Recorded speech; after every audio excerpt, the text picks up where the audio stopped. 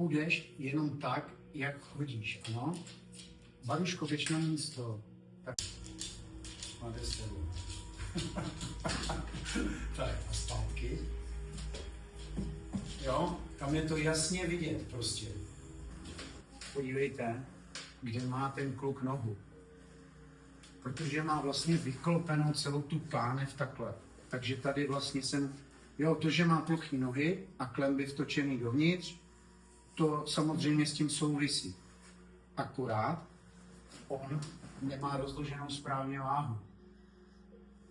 Proto chodí takový a vlastně mu nefunguje vlastně ta noha tak, jak má. Hele, koukejte se. Úplně uvolně nohy. Teď tě zatáhnu, tak se nelekni. Šup. Ještě uvolnit nohu. Tak. Hele. Počkej.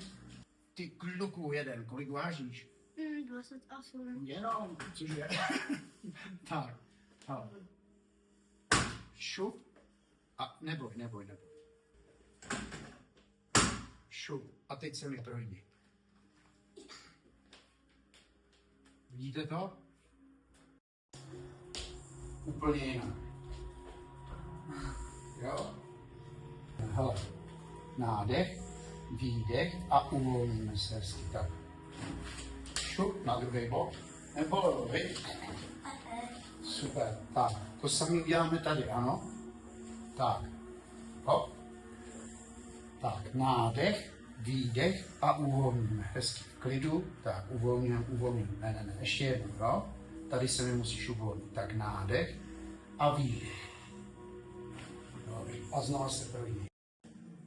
Už ten krok používá jinak. Chodí se ti líp? Mhm.